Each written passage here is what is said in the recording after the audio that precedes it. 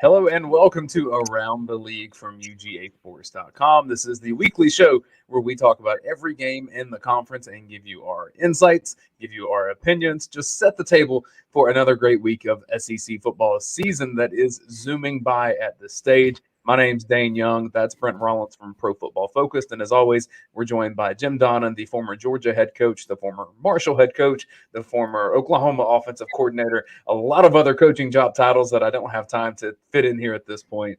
But he's a college football Hall of Famer, and we're not. So that's one reason that we want to make sure we get his insight on this show. We are presented by Connor Grading and Landscaping. Just a perfect time for you to look at your yard, see what needs to have some work done on it with some of the rain that's happening around the southeast right now in northeast Georgia. Call the folks at Connor Grading and Landscaping. Go check out their website and see what they have going on. That's connorgrading.com. We'll talk about them more later in the show. Guys, I kind of want to just start with we're in the middle of November now, and the SEC East is determined. There's some things at the bottom of the SEC East that have been a little wonky, Florida being right there among them. But the SEC West, I thought it's an apocalypse scenario, Brent, but I did see technically Arkansas could still win the West if like 40 things happen. It is, and it's amazing that it is because it's usually obviously just rubber stamp Alabama, and if it's not Alabama, it's some generational team. But I still think Bama's going to take care of their business. But I think it's going to be interesting. That game at Auburn, even against Arkansas, could be interesting for them because of the way they played. Coach, do you see the SEC West getting kind of interesting in the last couple of weeks here?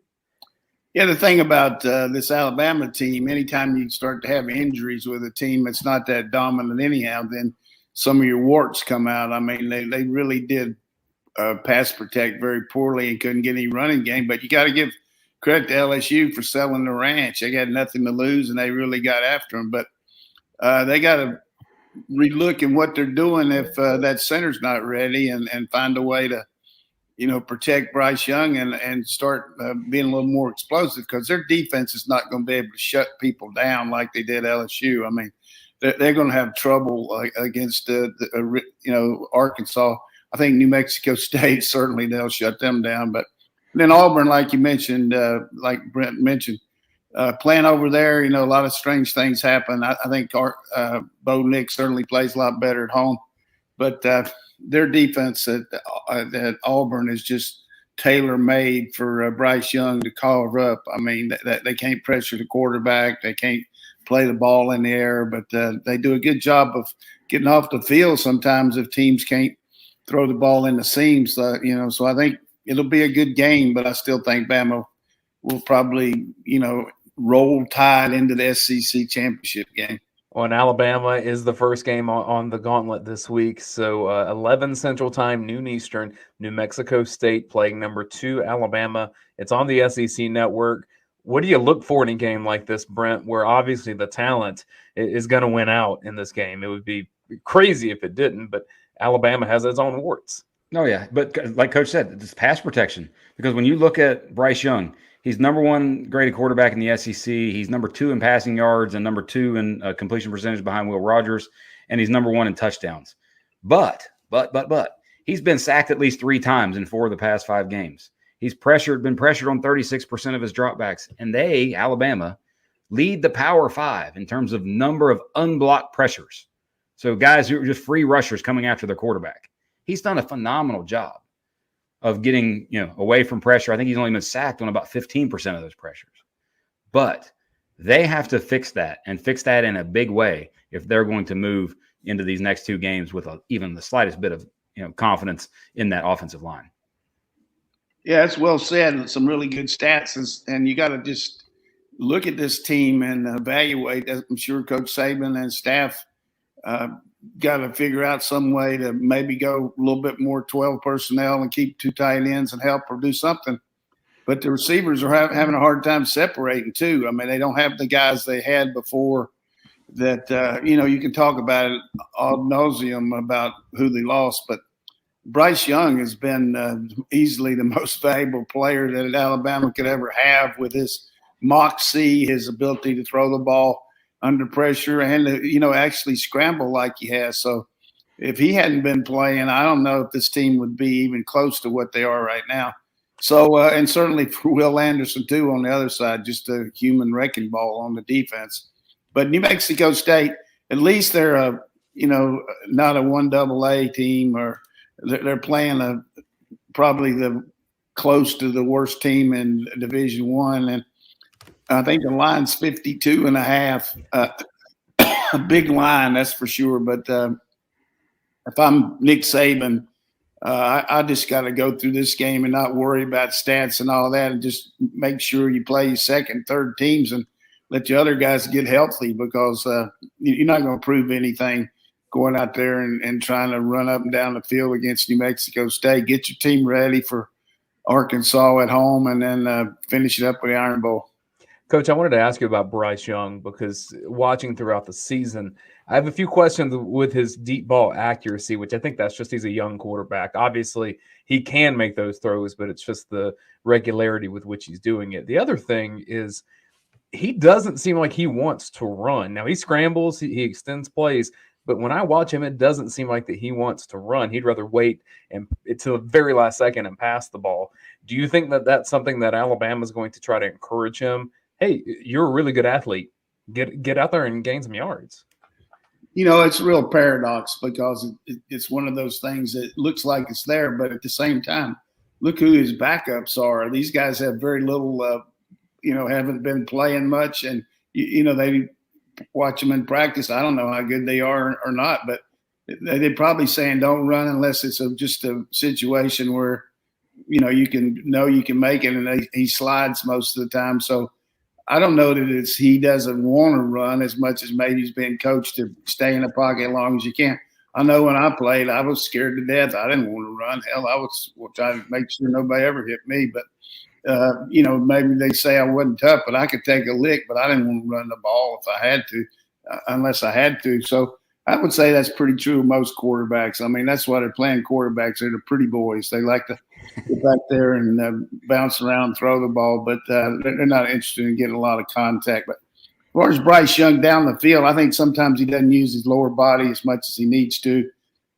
He's a slightly built guy, and, that's where you generate the power. The hips generate the power. So, but they don't seem to have a lot of, like last year, Mac Jones had so many rhythm throws where he was just stepping into the throws every time, on time. And now some of these come after he's dodged a guy and then have to get set and reset and throw it off the wrong foot. So I'm sure Brent's got some philosophy about that too, but I don't think he's been as steady in the pocket to really get his feet under him on some of these deep balls. Some of the balls he throws are ones that guys come open late that really aren't the target, because he's jumping around and he figures somebody out and then throws it deep. Yep, and when you're as pressured as much as he's been pressured, that's what happens. And I want to be clear. I'm not saying I think he's afraid to take a hit or anything like that. I'm just saying that he's prioritizing passing is what I see. He's moving around to throw. Like Baker Mayfield was the same way when he was at Oklahoma. He moved around to throw. Yeah, I think that's the way he's coached. I mean, he's got a pro coach, those guys are they don't ever want their quarterback to run unless they have to, because, franchise. I mean, let them do it.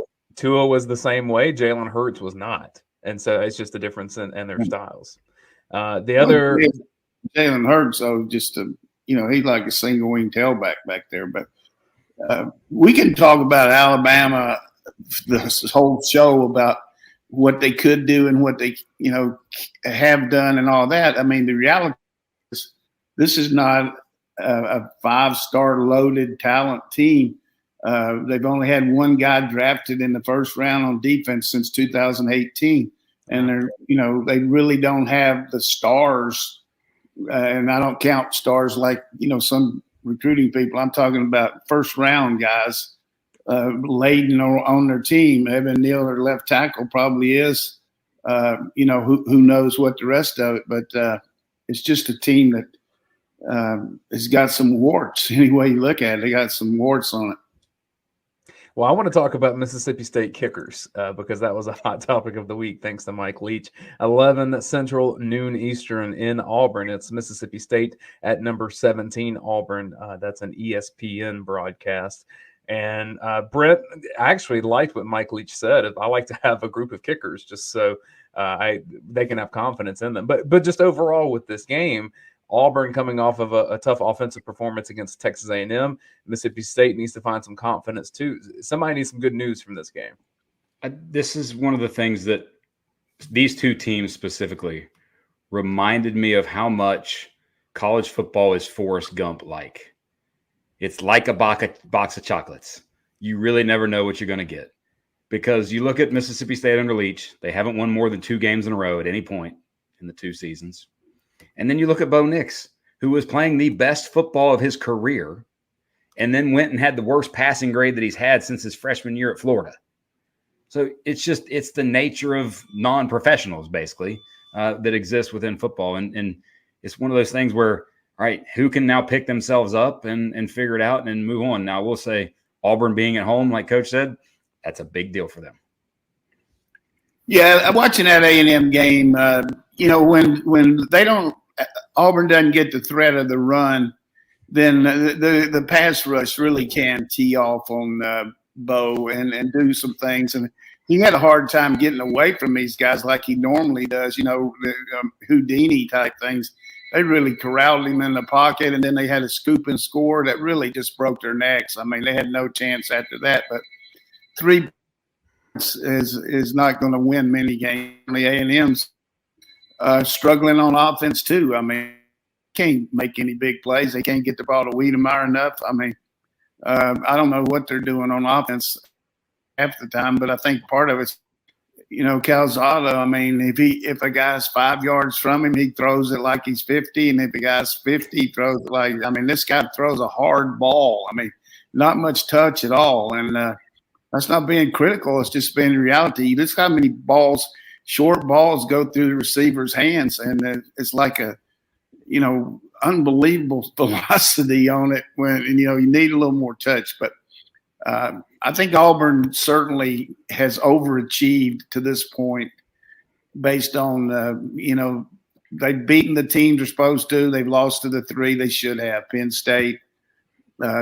Georgia, and now these guys. And, they got a great win over Arkansas, which could have gone either way. And other than that, I mean, what have they done, really? I mean, even historically, Auburn struggles with Mississippi State for whatever reason. If you go back to the Cam Newton year, that was a really close game that could have sent the season in the opposite direction. It's usually a game that's earlier in the year, but for whatever reason, this one tends to be closer than experts think, although the spread is pretty small here.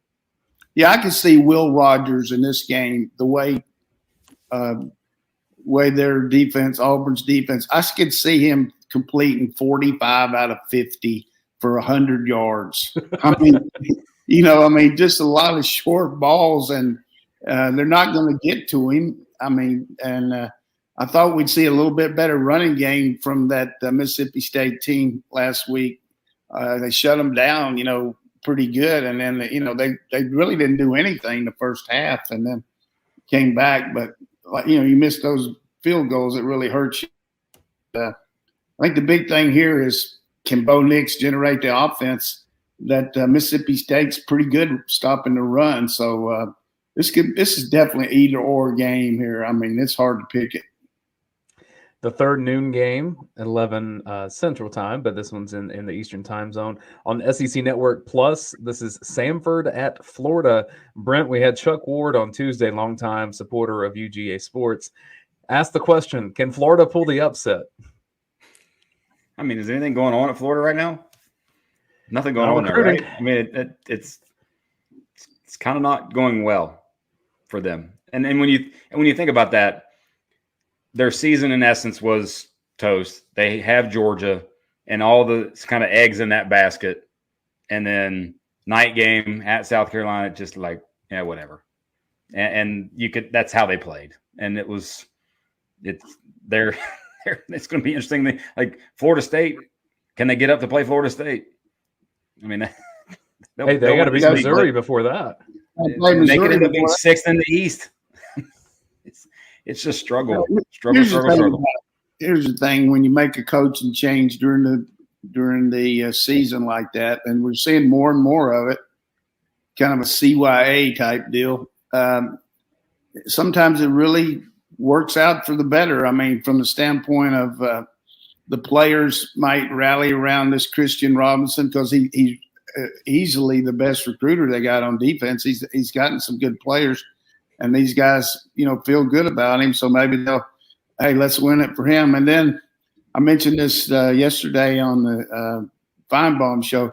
Paul Pasqualoni is a very good defensive coach. He's been around college football for a long time. He got his at Syracuse as assistant coach and got the head job when Coach Mack retired and did some good things there. And then he went ahead and got in the pros and coached for the Cowboys and then was a D coordinator for the Lions.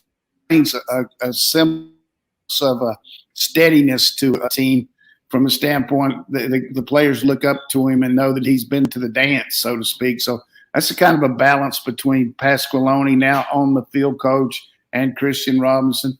Offensive line-wise, I don't know the new coach is going to help them. They're not going to get any new players in there. So that was just embarrassing because you saw South Carolina get 11 yards. I'm not talking about 11. I am talking about 11. That's the next number after 10. It's the one before 12. They had 11 yards going into the fourth quarter against Texas A&M. Texas A&M put in some of the 12th man. They went up in the stands and asked some kids if they wanted to play. And South Carolina got about 100 and some yards. But you got to give South Carolina a lot of credit for whatever they did during the off week.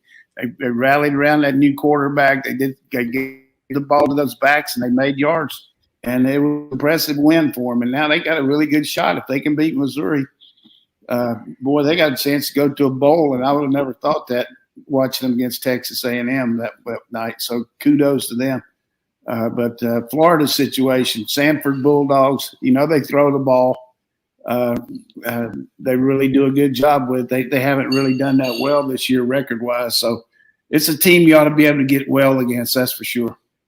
Coach, the joke that I put on Twitter, so I'll just tell it to you here because I know you're not on Twitter that much.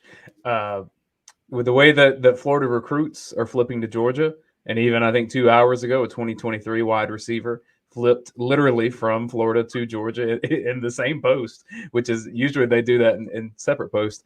I said that Kirby Smart should be calling Christian Robinson to see if he wants to be an analyst for the rest of the year, just to see if a coach would flip over to Georgia. Yeah, that's pretty funny. But I don't think Christian's going to do that with a chance for him to earn his spurs calling the defense. I mean, it's going to be like a battlefield promotion, and he's going to get a chance to really show what he can do. I mean, no pressure. I mean, you can't big time opportunity. He can show what he can do. He had a chance to go to this year, and we'll see what happens. But the thing about people jumping off ship and doing all that, I mean, the reality is for these kids, they're looking at their future. I'm talking about the guys who are going to transfer or guys that have committed, and you just don't see a very steady ship right there. It looks like one's getting ready to crash into go underwater, or if it's on a lake, it's getting ready to hit the dock.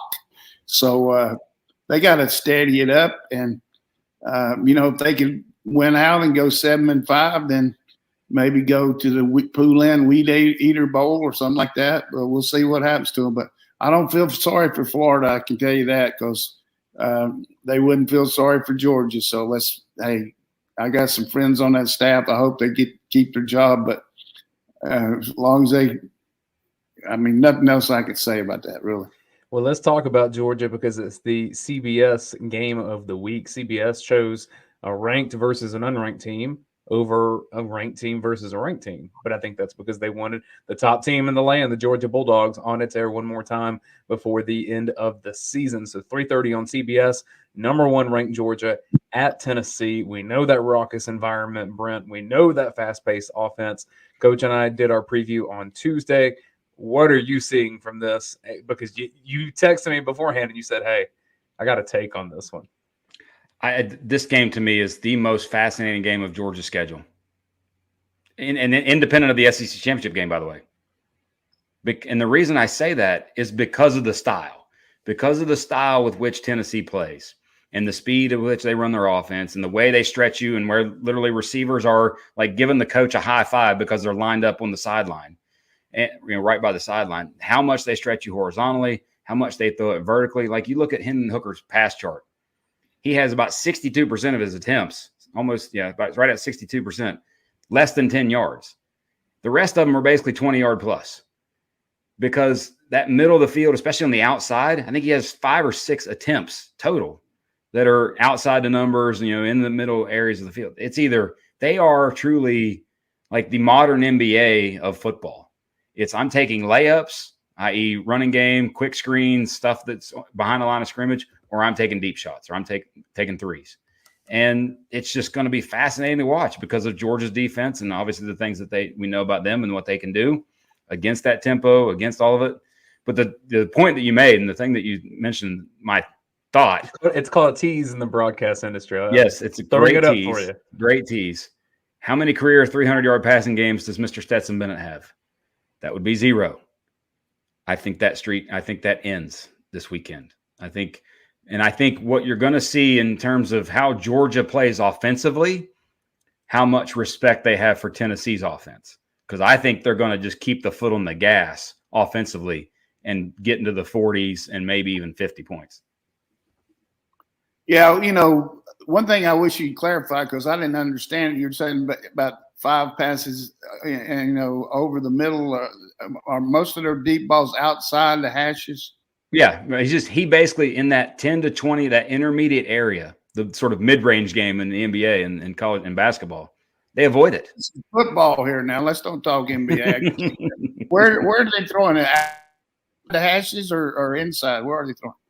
It's basically, hey, everything within 10 yards or less, or down the field. Down the field, in the middle of the field, or toward the sideline. They'll hit down the field in the middle. They'll hit down the field on the side. They'll hit down the field on the left side. But that sort of, they avoid these outer intermediate areas like the plague. Well, the one thing about their defense, they've given up a lot of plays over the middle, particularly the last 2 weeks. They've given up almost 500 yards to people. So the thing that really is for Tennessee's defense is they play their front people are big, they're mobile, and they can interchange them. And, they'll give Georgia's offensive line some issues because they really do twist a lot and give you some pressures. But it's going to boil down to, can Georgia get lined up and fast enough and get their pressures? Because this guy's been sacked. He was sacked 5 times by Kentucky. So we can get after him, but it's a different game for Georgia without Anderson, though. I mean, he's going to be hard to replace. It didn't really matter against Missouri, but I'm just telling you, a guy with his effectiveness can rush the passer, can drop off, can take on the run. They're going to have to come up with some new ways, maybe putting Quay Walker out there some and putting their best 7 on the field, because to me, he's a better athlete, better player than Beal, although Beal's a good player. So I could see some of that, but it's a game where you got to go challenge your team. Say, look, we're going to go on against a good football team, and I gave Hype a lot of credit. So, but I think Georgia's offense should line up and do some really good things.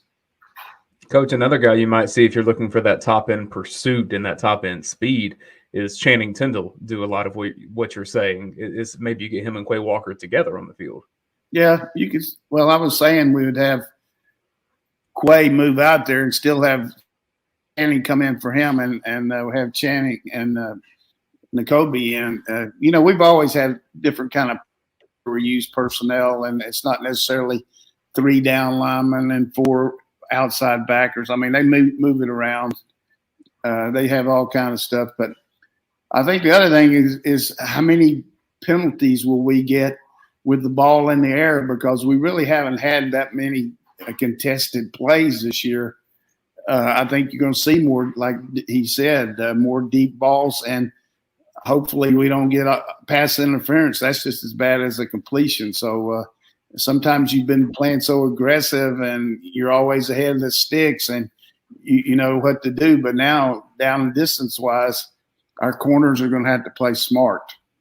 Tennessee's 5-4 overall, 3-3 in the conference. And so to me, Brent, I think Tennessee's playing with a bit of house money here when you think of where they were in the offseason, the roster turnover they've had. They've already overperformed what I think expectations were, at least externally. So I think that's why when you hear some of the more Dooley or Munson style Georgia fans, if they have nerves, it's just because you're going to Knoxville against the team that has more belief than most people thought it would. Yes, and what's even more amazing about that in this game is that they could go and have 4 3-and-outs really quick, and Georgia could go score 3 out of 4 times. It'd be 21-0 like that, or they hit a big play or two, and it's a game, and it's hey, maybe Georgia actually is trailing, for first time really trailing like 7 or 10 or something like that in the game. It's just that's what's amazing about this game to me, and I'm thoroughly just fascinated to watch this game, and I think because of the contrasting styles. But I do think, like I said, I think like Coach said, I think Georgia's going to be able to do what they want offensively. I think the most number of plays Georgia's had in a game this year is 77 at Vandy. Kentucky just had 99 or 100 or something like that. I think they definitely beat that in terms of number of plays and get some 3-and-outs and do what they want. But still, Tennessee's not going to stop. They're not going to stop coming. He's not going to care. He's going to keep taking his shots. Now I want to know what the over-under is for this game. Credit 54. For Heupel's had, they've lost to some 3 ranked teams, Pittsburgh, Alabama, and Ole Miss, and played them all. The only game they really played that they played very poorly was against Florida, and they really weren't situated as far as quarterback play at that point. But the thing that their team has done is they've gotten better. They can line up quicker without stopping themselves, lining up wrong, or having motion penalties. And that's helped them immensely. But this is going to be a challenging game for Georgia, no question about it. And the fans been waiting a long time. You saw what they got, what kind of crowd they had for the Ole Miss game. I'm sure it'll be a slobber knocker type deal. I just hope we don't have to have anything happen like at the end of the last game up there. But it'll be a challenging game for Georgia for sure. 56 points is the over-under. Over. Yeah, well, hard to tell what will happen there. But think about Georgia's offense that, their stats are a little skewed a little bit. They never have been in where the first team offense much has been playing fourth quarter. I mean, they have, so maybe they'll run a lot more plays.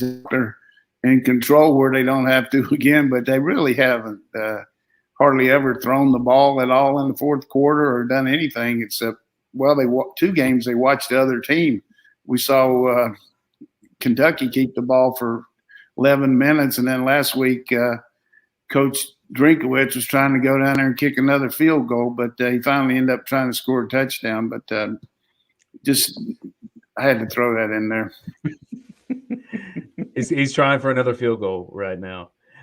Before we get to South Carolina and Missouri, which is our next game, I do want to talk about our friends over at Connor Grading and Landscaping, our season-long sponsor of Around the League. And if you want to get your home tailgate set up to be the envy of the neighborhood, then you need to call Connor Grading and Landscaping or check them out at connorgrading.com. If you're a business owner and you're thinking about we need an upgraded facility, we need a little more room to do what we have going on. I saw recently over on their Facebook page, they were working on a business project to help a company get started, do a little earth moving and get that going quicker than maybe some of the other projects that they've had done before. So Connor Grading and Landscaping, really the best in the business up here. They're based in Monroe. They're Georgia fans, and we wouldn't tell you to check them out and use their services if they weren't approved by us. And Brent Rollins, you've had them work on your house. We talk about it almost every week, and your house looks good, even with all the rain that's happened. And that's with you taking care of it, not them. Then and me taking care of it not well. I need to do a better job. That means they did a good job the first time. Yes, and gave you 100%. Something great to work with. So check out Connor Grading and Landscaping. Tell them that you heard about Mike Connor from your friends Jim Donnan, Brent Rollins, and Dane Young, and tell them you heard about it from Around the League. 4 o'clock on the SEC Network, we have South Carolina at Missouri. Brent, the Battle of the Columbias seems to always bring a bit of unknown. It's probably no different this year. Yeah, and what you got with South Carolina is just, like Coach said, it's an amazing story. So Mr. Jason Brown, transfer from St. Francis, which I did not know was an FCS school in Pennsylvania. They're in the Northeast Conference, and their mascot is the Red Flash. Didn't know any of that. Didn't know where any of that guy came from. And then the guy goes and has a 76 passing grade and almost 80% adjusted completion percentage against Florida. So, it was an amazing game for them. Good vibes. Coach Beamer has things going well. They finally got Kevin Harris the ball, his first 100-yard game of the season. So, hey, this is the time for them to take advantage of that. But what do you got to do now? You got to go on the road to the other Columbia. Yeah, you're going there to play the Missouri Tigers, and Missouri kind of a wounded team, a little bit, lost their quarterback, Bazelak. But I was impressed with Macon, the first quarterback that played. I was really kind of shocked that they took him out of the game after he took the team down there and, got 3 points. The other guy came in, more of a passer maybe, but that's Coach Drink's call. I mean, he's got to put in what he wants. But the guy gives you a really good threat with his ability to run the ball to accentuate the good back they have. And their defense kind of sold the ranch and did a pretty good job against the run against Georgia, but they really very poor team on pass defense when they do that. So you kind of pick your poison. I don't know if South Carolina can throw like our quarterbacks did, but we'll see how that goes. But it's just going to be one of those games where both teams are fighting to prove that they're SEC teams, and one of them's coming off a bad loss, and one of them's coming off, a euphoric win for Beamer and his team going into the season. Think games you could win. Well, we can probably beat East Carolina. We can beat Troy. Hopefully Vanderbilt pick something off Tennessee, but they didn't. And beat Florida. Come on. So that was a humongous win. They still got Missouri, and they got Clemson coming up. Playing for the state championship. So it's a big week. And if they get bowl eligible, there's no telling what they'll be talking about over there in Columbia. Well, Coach, the other Columbia, Missouri, 4 wins right now with games left against South Carolina, Florida, and Arkansas.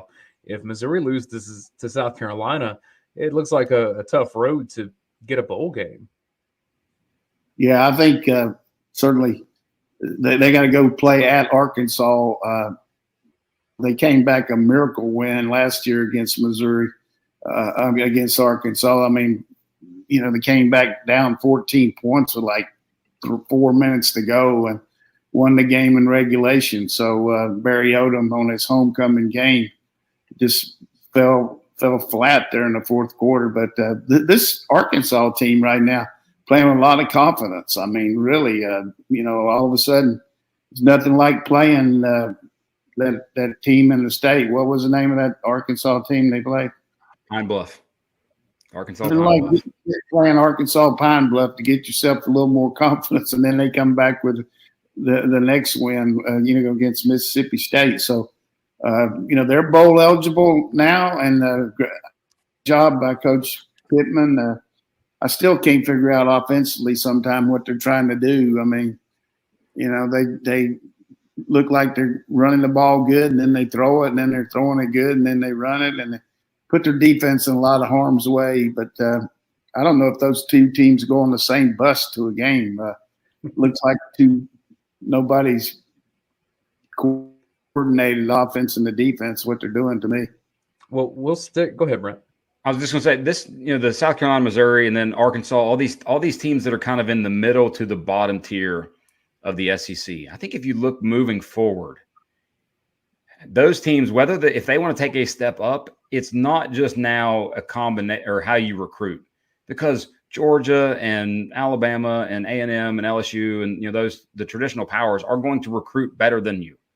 How well you manage both recruiting and then also the transfer portal is going to show, hey, that's going to make you take that next leap into maybe a 10-win team to a second or a third place team in a division.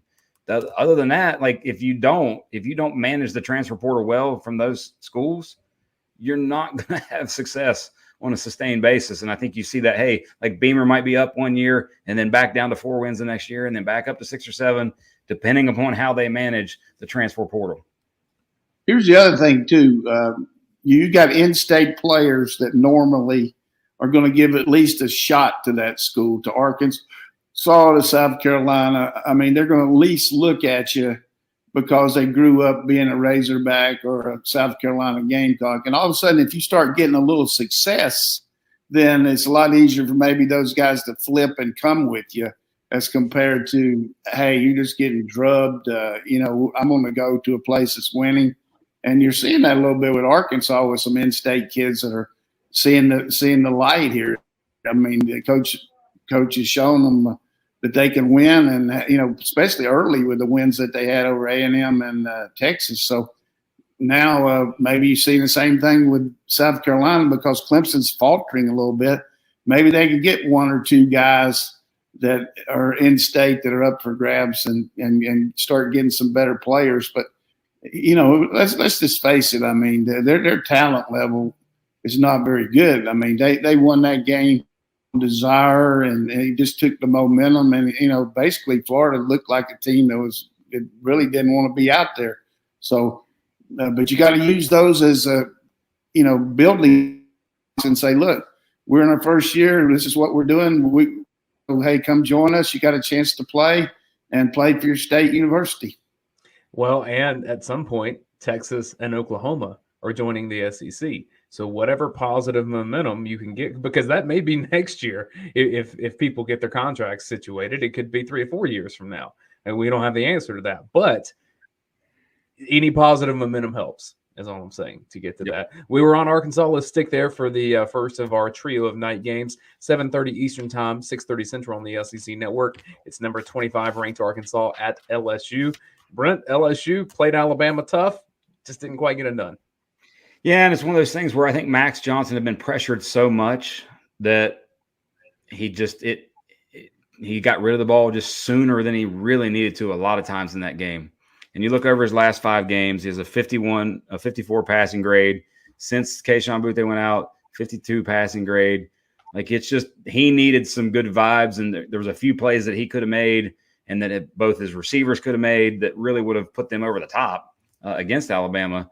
But still, he's got to start playing better. And I think they even saw where the Nussmeier kid might even get some snaps for them. So who knows what's with them offensively. But what was interesting is we talked about it last week, and we asked Coach, hey, Coach O's saying all these things are going to change, and we did all these things, and we're too predictable, and we're too this. Well, guess what? They actually did them and did them well against Alabama and changed completely who they were, and it worked out quite well for them. Yeah, they sold the ranch on defense, and they really took advantage of Alabama's situation with the center going out and just, like they couldn't get the ball off or run the ball. The rushing game was awful. But, it's a big game for both teams. I mean, all of them are big, but, they'd like to send Coach O out with, a rousing finish here and see what he can do. And then, of course, Arkansas has got a lot of good things going for it. I mean, their defense makes you beat them. I mean, you got to go out there and execute. And if you can't, you're not going to move the ball consistently because they just sit there and say, here we are. You got to hit it on us. So we'll see what happens. I don't think it's all Max Johnson's fault on offense, but, no. A lot of times the public wants to look at another guy just to see what he can do. And Nussmeier's a good young player, but I think he'll have a hard time. We'll see how that works out. But I think LSU, when you look at them, to the wire games that they've lost, it's just, they've been really close. And they've lost some that's really bad, too. So they could be Dr. Jekyll or Mr. Hyde this week. Let's see what happens. Max, I think their system really – in terms of the answers that they don't have offensively. And if you look at their system, it's not what it should be. But 2, what's going for them and what helps them, Arkansas is 0-2 in true road games at Georgia, at Ole Miss. And this one is in the Bayou. So that is going for them. At night as well, which is always the toughest thing about playing at LSU. At 7 o'clock on ESPN2, we have Kentucky at Vanderbilt. And I really don't know what to say about this one as much, Brent, other than Kentucky's going to, fill someone else's stadium, which they don't often get to do. All right, Kentucky, you've lost 3 straight. Go pick yourself up. Go win. Go dominate this game. go win 3 straight to finish your year, go feel good about yourself as you end your season and move on. Like that's, you have to do that if you are, if you want to be that second one within the SEC East. I did see Vanderbilt earlier this year had its win over UConn. UConn hired Jim Mora as its new head coach, which he must really want to coach. You get a former NFL coach for a program that I think most people were surprised is still active at this point, with as apathetic as they have seemed to have been at UConn. He must really want to coach, or he might need the paycheck. Who knows? Either one. Maybe he's got people in Connecticut. I don't know, but that would be one job I would maybe just not want to take. I will say, for as much hype as I gave Kentucky earlier this year, for they've got a shot at 11-1, and they totally had a shot at it. Now they sit here at 6-3, 4-3 in the SEC. It's funny how after you get more information, more opportunities to play, these things kind of balance themselves out. Yeah, and I think that kind of that just shows you about the depth of the conference and just how week after week, and look what Ole Miss is going through right now. And if they don't recruit at a really high level and going through the gauntlet that they have, it's taxing versus, some other conferences where you have weeks where it's not as taxing. We lost Coach's feed here for a second. I'm just assuming he had no interest in talking Vanderbilt football. And frankly, can't blame him. He's the wisest of the group, if that is the case. So we'll bypass those thoughts. I'll give him the opportunity if he hops back in here. If he's just got some burning Vanderbilt thoughts. I don't think many do. I doubt he does. 7 o'clock on ESPN. This is 6 Central Time, final game of the week for us to chat about. It is number 11, Texas A&M, against number 15, Ole Miss. And when I look at this, Brent, I say Texas A&M obviously needs a little help from Alabama or whoever's playing Alabama, Auburn, I guess, to be most likely to beat Alabama. But A&M still got a little path here. I mean, it feels kind of like Georgia a few years ago, where you're a really good team. You may not make it to your conference championship, but you're probably going to end up with an opportunity to be ranked in the top 5 at the end if you keep this momentum.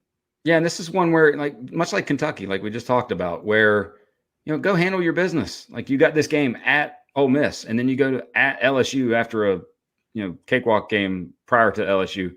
But go handle that business. Go put the pressure on, and be interesting to see, by the way, because I didn't know the do that last week. If they do win out, and does Auburn or Alabama, do they sew it up, and all the timing aspects of when someone is going to know that, hey, this is the East or the West is there for the taking. But go put the pressure on.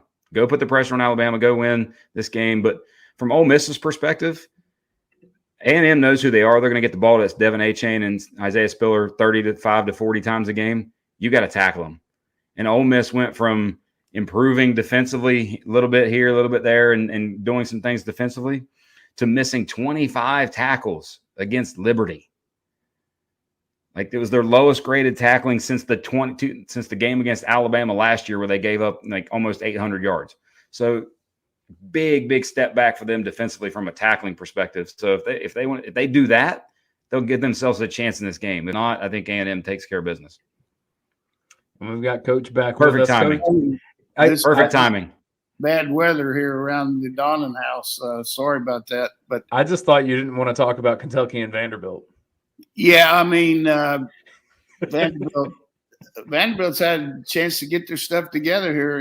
Kentucky on a 3-game losing streak. I mean, you just never know in that game. But Kentucky just, even though they had the ball a lot and made a lot of first downs, I mean, to have that many plays, they only averaged 6 yards a play on over 90 plays. But, that gives you 600 yards. But they didn't make him a lot of explosive plays. So, but Vanderbilt's the team they can do it on. So, who's the other game? We got A&M and A&M and Ole Miss. That's what we're on now. Has my boy already broken it down for you? Ole Miss has got a tackle, Coach. They missed 25 tackles against Liberty last week. Had their worst tackling grade game since the Alabama game last year, where they gave up forever number of yards. So if they want to stay in this game, they got to tackle. Yeah, and A&M's looking at they were licking their chops. They thought that Alabama was going to lose, and they were right there in the SEC championship game. So they got a lot to play for, and and certainly their defense just has played lights out. They're going to get challenged by Corral, but this Ole Miss defense has overachieved all year. But for them to be good, like you say, they got to get off the field when they got a chance to make plays. And this Texas A&M offense is going to, run the ball effectively and really mix in some good play action passes. So I'd be surprised if A&M doesn't win this game.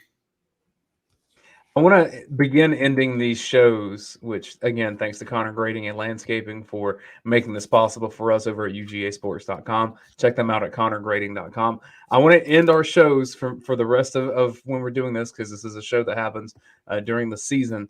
I want to end it with a quick conversation on the college football playoff deal, because now is when this stuff really matters.